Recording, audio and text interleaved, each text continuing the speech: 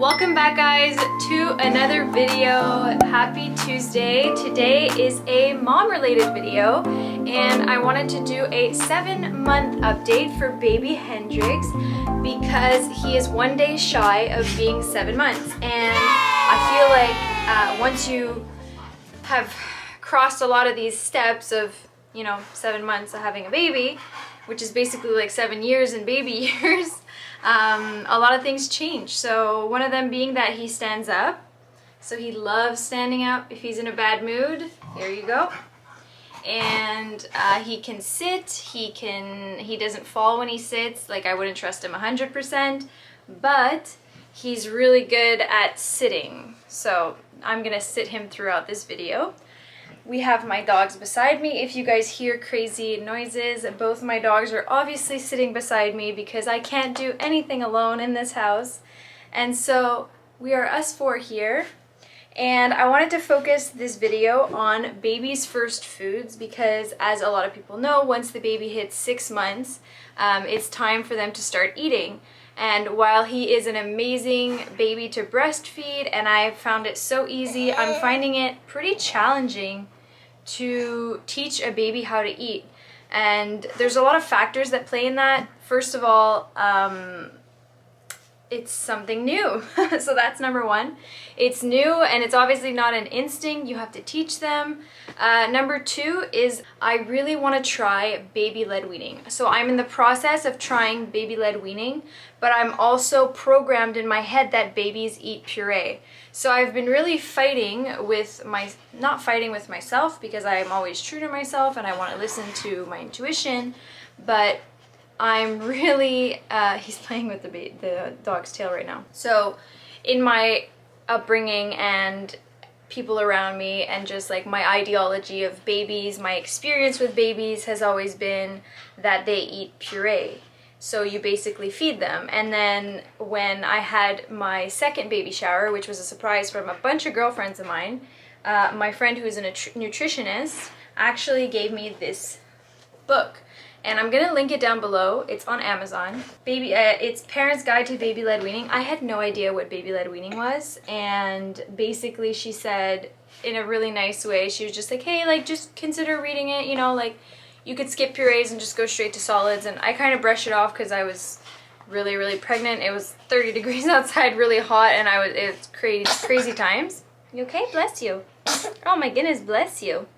And so here I was thinking I was gonna make puree for my baby, and I did start doing that. A little bit challenging. He's not a huge fan of puree, not gonna lie. He's not a huge fan of being fed. He likes feeding himself, which I guess is a good thing, right? So I finally started reading the book, and it really made a lot of sense. Baby-led weaning is really that you basically introduce foods to your baby and he eats them, or she. So he or she. Whenever I say he, I mean he or she. So your baby basically feeds himself, and what that does is that they can eat with the family, which is a really nice thing to do at least once a day. It's proven that it's really good psychologically for kids to have one family meal at least a day. So he gets to eat with us, which is really fun.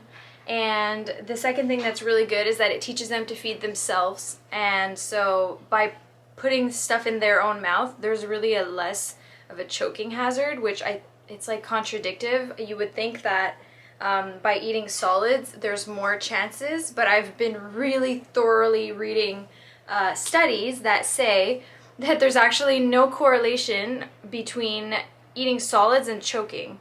Now mind you, I'm not giving him a steak, but they did a study of a bunch of babies, and half were doing baby-led weaning, the other half were doing puree, and there weren't any more instances of babies choking with that than with purees. And one of the things is because you're feeding your baby, sometimes they're not ready for that scoop, and as parents, and I am so guilty of this, like my baby will turn away his head and I'm like, no, just have it, it's good for you. And that's, if you really think about it, it's freaking terrible. Like, not terrible, I don't want to be mean, but like, he's just discovering things and I want him to eat it, but why? His main nutrition is breastfeeding. I'm exclusively breastfeeding, and he clearly has all his nutrients because look how big he is. He's over 22 pounds. And so it's more about discovering. And that's the main thing that I have to put in my head, is that I want him to discover textures, different colors, different tastes. So that's really going to be the goal for the next months. He's 7 months now. And as you can see, I'm going to put some videos of his first foods. It was avocado and banana. You're going to see the way that I prepared it is really typical of baby-led weaning. So the banana, you cut it in half, and then you cut around and you leave a little spot of banana, but you give him a handle. Because at this age, they can only grab like this, and they can't do a pincer grasp. Mind you, you'll see in the video, he's starting to do this already, so that's great.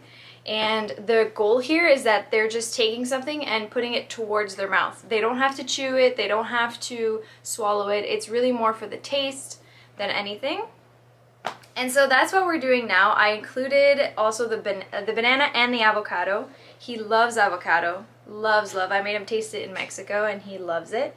And so that is the second thing for baby-led weaning. It's really, really important for them to put the things in their own mouth. And that's really my struggle, because obviously I want to feed him, I want him to be healthy, I want him to eat this, eat that, but the truth is he needs to discover it.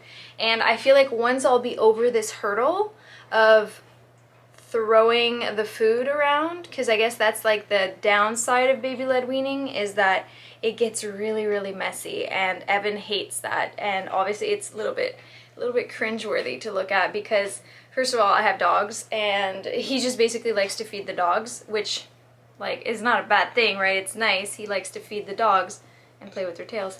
So he basically takes his food and he's like, ah! And he calls the dogs, and then the dogs come eat it. So that's kind of the little hurdle we're in right now. Or he likes to squish it and throw it, or he likes to just put it all over himself. But he does bring it to his mouth. So it's a little bit discouraging, I'm not gonna lie. I'm a little bit discouraged. Obviously yesterday, what did I do till midnight when he was sleeping? I was on YouTube searching baby-led weaning, baby doesn't eat, and it turns out that he is super normal. And until 8 to 9 and sometimes 11 months, some babies just don't eat a lot, and they're more about discovering. But apparently once they're over this little hurdle of playing with food, they just go from 0 to 100, and all of a sudden it's like chew, chew, chew, chew. So I'm not overly discouraged. I was a little bit last night, but this morning I said, you know what, new day, new beginning, I'm filming this video. I had an idea to film this video and I wanted to be honest with you guys.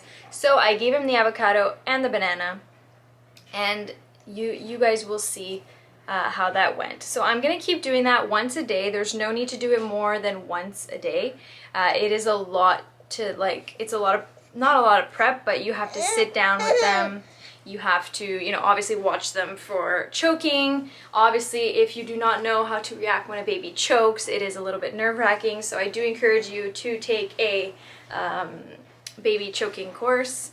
I took one when I was in high school, so I guess I just remember from there. But it is nerve-wracking no matter who you are. You're a parent, it is normal. We are very, very worried about our kids, sometimes a little too much, and they're actually really, really well, like, they're so much better than we think, in the sense that they're really prepared with their gums and their gag reflex. That's another thing. Babies do gag a lot when you do this. They gag with puree as well, but it's just because you know you're putting some solids that when they gag, you kind of freak out.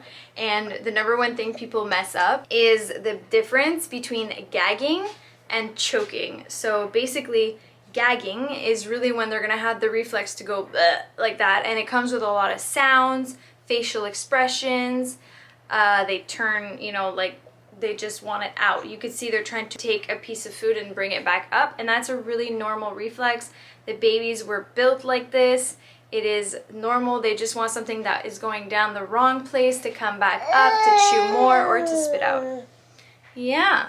And so babies choking, which I've done so much research on now because it is one of my things that I freak out about, is him choking or stopping to breathe. And basically when a baby chokes, there's no more wind going through. So basically there's no noise, there's no coughing, there's nothing. And it's just, they kind of, whoop, you're about to fall.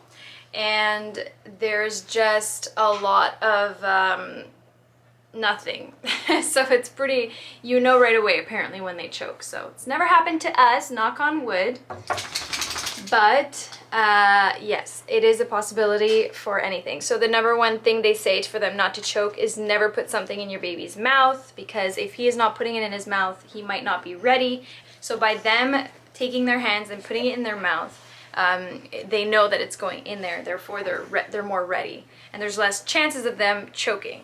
So that is my experience with baby-led weaning. Again, I'm gonna link this book because it has over 125 recipes, and it really gives you confidence to start out. There's a lot of things that I didn't know I could give my baby, like eggs and stuff like that at the beginning. And the rule of thumb is that if you could squish it in between your fingers like this, it's okay for them to chew with their gums.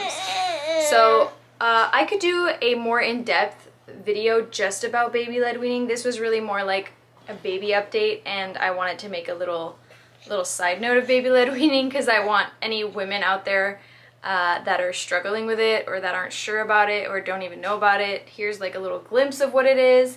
But I really like the idea of baby-led weaning because it really, in the long run, he'll just be able to sit with us and enjoy meals and just like eat. He's already starting to grab a spoon. I'll link down a really good spoon for baby-led weaning that like it has a shorter handle, and it's good for teething, so I'll link that down below too. It's really fun. So I'll give him like a scoop of puree sometimes. Like we had mashed potatoes last night, so I took a scoop of mashed potatoes and I gave it to him, and he actually took it and put it in his mouth. So the idea is really like it's going well. It's just discouraging when all they're doing is playing with your $1 avocado, but you got to be ready to take one for the team. They're gonna be dirty, and yeah. So that's that for the eating part. The third thing I wanted to talk about is breastfeeding, which we are still exclusively breastfeeding alongside baby-led weaning, and he is still very good at breastfeeding. He does get a little bit more distracted now that he's getting older and he can hear the TV, he can hear somebody talking. So if daddy's talking, he'll turn around and he wants to listen. And so I am breastfeeding a little bit less. I mean, by less, I mean like more spread apart because he's getting older, so he's able to drink more, and then he's lasting longer. So that's really, really fun. He has 2 teeth. That is another thing I want to talk about. He's got 2 teeth coming out, the 2 bottom ones here, so that's great. He doesn't bite me when he breastfeeds, which is also great because, yeah, they need their tongue to do that. So a lot of people, especially in my family, they're like, oh, he's gonna bite you, but no, he doesn't. And so I'm really happy about that. I'm going to be breastfeeding him until he's able to eat enough and able to get all his nutrients. So that's our little plan for that, but we go with the flow. We're not on any schedule or anything. And another thing I wanted to speak about is sleeping. These are all really important things that I guess every mom is curious about or every mom goes through, and that's sleeping. As you guys know, he's a great sleeper. Our family, we are all great sleepers, so he actually does his nights. He'll wake up maybe once, and we are doing co-sleeping, so he's right beside me. He has his own pillow. There's no dangers of him rolling over or anything. He doesn't sleep with a blanket, so he's just by himself in the middle, and he'll wake up maybe once maximum, and that happens maybe like, I would say once a week he'll wake up, or he'll have a bad night because of his teeth, when his teeth were popping through. And these are all things, I don't count them as sleep regression because he is going through something, especially your teeth. Like I've had tooth infections, I've had my wisdom teeth popping out of my gums. It's literally like adults have a hard time dealing with it. So obviously I don't count that as a sleep regression. I count that more as a let's help him get through it. We haven't had to take any medication yet, but if it does get too hard, I'll give him some tempura or something. Yeah. For those of you who are still here, I just realized that I'm doing laundry, so there might be a little bit of background noise, and I apologize in advance for that. I'm doing a lot of cleaning right now, and I have a lot of laundry to do, so I couldn't afford to just pause everything. And so that's that for the baby update. What else? Have you started talking? There's no talking, but there's a lot of sound making. And we have had a couple times where he's starting to have not an attitude, but an opinion. So we'll go in the car and he didn't feel like going in the car, so then he'll just kind of scream a bit, but it's never really hard for him to just come back, snap out of it. We take walks outside. He's just honestly super, super chill. For those of you who have been watching us for a while, you know that he's taken 5 planes. He's been to Mexico for 42 days. And he's just a really chill baby. For those of you who are new here, we have a bunch of vlogs from Mexico this winter. We were there for 42 days, and you could see baby Hendricks just growing up and discovering life, the beach, the ocean. So that's really interesting. I'm not going to ramble on this subject too long. Your time is valuable, and I just want to make these little updates, and I want to be honest with you guys on the little hurdles that we have, because obviously nobody's journey is perfect, and so maybe by showing you guys what we're going through, you might relate or be less discouraged in the future when you start it. So with that being said, guys, thank you guys so much for watching. If you made it all the way here, guys, thank you so much for watching. Don't forget to like, comment, subscribe. We love you guys, and we'll catch you guys in the next video.